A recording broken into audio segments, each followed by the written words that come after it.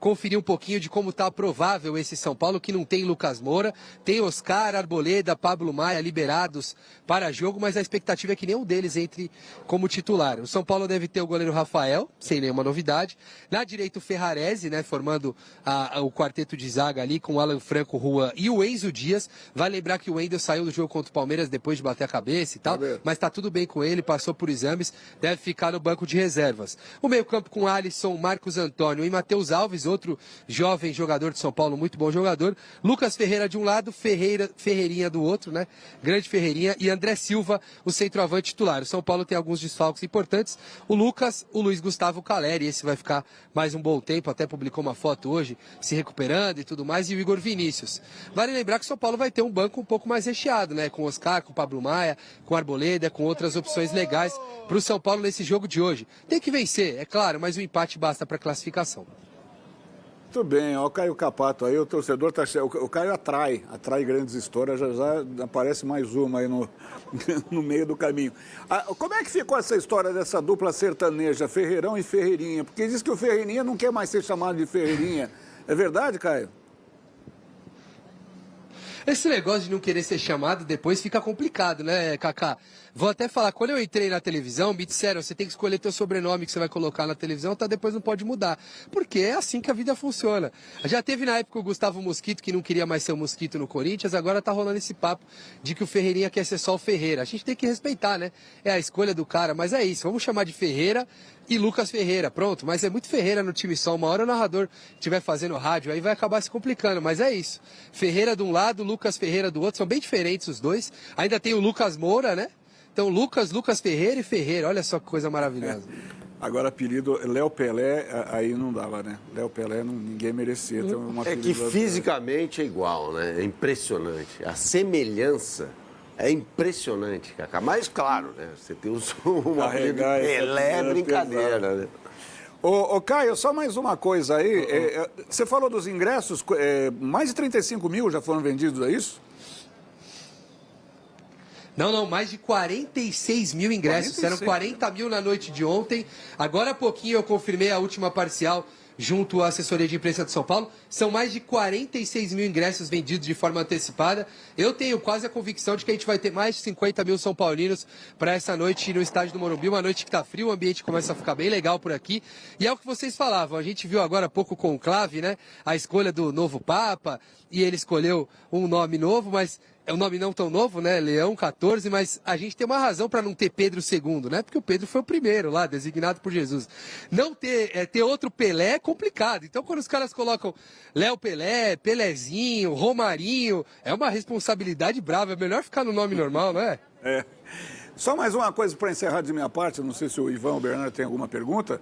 Essa semana a W Torre apresentou o croquis, né? O desenho da nova Arena Morumbi.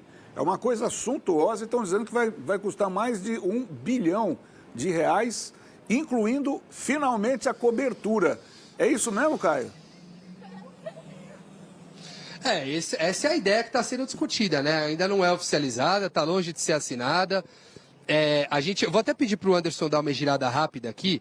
Não tínhamos combinado isso antes, mas vou pedir para ele, porque eu estava conversando justamente com ele sobre essa obra que está rolando. Para quem conhece aqui a região da Giovanni Gronchi, essa área era uma área onde tinha um descampado grande, onde os torcedores se reuniam, podiam comer o lanche e tudo mais. E agora a prefeitura, imagino que seja a prefeitura ou o governo do estado, estão fazendo uma obra muito grande para justamente evitar alagamentos na região. A ideia é que seja um grande piscinão, né? Isso pode ser algo positivo para depois trabalhar o estádio do Morumbi aqui do lado justamente para essas reformas. O que fica a dúvida é tentar entender como isso vai ser costurado junto à W Torre, porque o São Paulo não está com a saúde financeira exatamente adequada, como deveria ser, e a gente fica na dúvida se isso não vai onerar o clube de alguma forma, não pode piorar um pouquinho as coisas. Se não onerar o São Paulo, como aconteceu no caso com o Palmeiras, como é o projeto com o Santos, tudo bem, seria maravilhoso que o Morumbi, que já é um estádio brilhante, já é um dos melhores estádios do país, sem a menor dúvida, um estádio lindo, ficasse ainda melhor, né? Mas tem que entender bem como é que vai ser esse negócio, né, Kaká? Pois é. Porque é uma reforma, é uma reforma que pode ultrapassar R$1,5 bilhão de reais. São Paulo não tem esse dinheiro. Claro, seria uma parceria com a W Torre, basicamente como é a parceria que hoje o Palmeiras tem, é que o Palmeiras construiu um estádio do zero, né? Na verdade, falam que foi uma reforma, mas de fato é um estádio completamente diferente, né? É a mesma coisa. O Morumbi passaria por uma reforma profunda. Mas mantendo a estrutura. Exatamente. O que mais encarece é a cobertura. A cobertura é o que mais encarece essa reforma. Sairia de 60 mil para 80 mil lugares. E a arquibancada, aquela pista de atletismo, ela praticamente não... ela sairia de cena. Basicamente, o que acontece no estádio Monumental de Núñez. Que eles aproximaram. Eles aproximaram. Não, mas isso aconteceu no Maracanã, no Beira-Rio e no Mineirão. Para a Copa do Mundo de 2014, tiveram que fazer a reforma aproximando os torcedores. Tiraram a pista de atletismo e volta. E para 2014 era prometida uma grande reforma e o problema da cobertura é que a estrutura atual de concreto não suporta nenhum tipo de cobertura. Então teriam que fazer colunas externas para aí sim você fazer a cobertura ali. E só para finalizar, a ideia é ter o Morumbi reformado para o centenário, para o ano do centenário, que é em 30. Fala, Caio.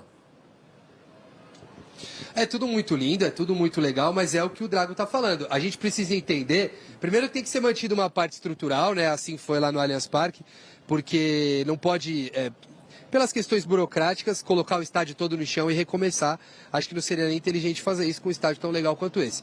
A grande questão que a gente fica tentando entender é esse custo muito alto, o quanto geraria de impacto para o São Paulo nos próximos anos. Porque, no caso, o Palmeiras hoje, a gente sabe que muitos dos jogos tem que mandar na Arena Barueri, porque os shows do braço que administra a Real Arenas, né, que administra o estádio, acaba colocando shows importantes por lá, o Palmeiras perde alguns jogos. A exploração, a parte da exploração comercial do estádio é um ganho que o Palmeiras deixa de ganhar. Então, o São Paulo hoje tem toda a renda do estádio, toda essa possibilidade de explorar comercialmente. Se perder isso, qual seria o impacto nas finanças do clube? Tudo isso tem que ser calculado para além do dinheiro que vai ser colocado em reforma, né? Não é pura e simplesmente dizer, alguém vai onerar, porque ninguém vai colocar R$1 bilhão a troco de nada. Se vai colocar R$1 bilhão, em algum momento, nem que seja num parcelamento aí de 20, 30 anos de exploração, vai recuperar boa parte desse dinheiro. Essa deve ser a ideia. O quanto isso oneraria o clube em 20, 30 anos? Isso também tem que ser colocado em questão. Acho que ainda é muito longe de ser concretizado. Viu? A cidade de São Paulo já tem belíssimo Allianz Parque, belíssimo a Neoquímica Arena, Pacaembu, que depende de alvará para voltar, para ser devolvido à cidade de São Paulo. E volto a dizer, o Morumbi foi a grande casa de espetáculos do Brasil, porque não só sediava os grandes eventos esportivos, finais de campeonato envolvendo outros clubes que não São Paulo, mas os grandes shows. Eu mesmo vi no Morumbi Madonna, Michael Jackson e U2 2 vezes, sem contar os outros grandes eventos que aconteciam lá. Então, assim, eles têm que melhorar, tem que dar mais conforto para quem vai assistir. E o São Paulo já vem com essa ideia há muito tempo, antes mesmo da Copa do Brasil, porque o Morumbi seria escolhido para a abertura da Copa. Aí deram uma carteirada violenta e foi questão política ali, né? O Juvenal Juvencio batalhou. O Juvenal Juvencio tem vários problemas. Não vou defender o Juvenal Juvencio, não. Mas ele, então, presidente do São Paulo, batalhou muito para que o Morumbi fosse o estádio da cidade de São Paulo por consequência da abertura da Copa, né? Me permitam aqui, Marcos Siqueira, CEO da W Torre, ao Estadão, tá? Ao jornal. Abre aspas. Outro negócio de peso da W Torre é com o São Paulo. O projeto de reforma do Morumbis foi entregue à diretoria do clube e está sujeito a deliberações internas. O acordo com o São Paulo está numa fase anterior ao do Santos. Nós ainda vislumbramos mais um período de negociações sobre o modelo de negócio e a estrutura física. O São Paulo tem um estádio grande, com muito potencial para receber eventos, mas precisamos estruturar uma equação correta à modernização do Morumbi. Tem custo estimado na faixa de R$1,5 bilhão. O projeto inclui cobertura, 85 mil lugares, hoje são 60, demolição do anel inferior e extensão das cadeiras até a beira do campo. 1 ou 2 fileiras de camarotes, mais bares e restaurantes, além de quartos de hotel. A cobertura é uma vontade nossa e do clube, mas é também o principal item de custo. Então, estamos analisando se é mandatória ou não? Dá tempo até 2030, porque esse é o projeto do São Paulo, e é estratégico. Porque se o clube não fizer nada diferente, não tem como entrar em outro patamar de receitas. Com certeza, o estádio pode agregar, fecha aspas.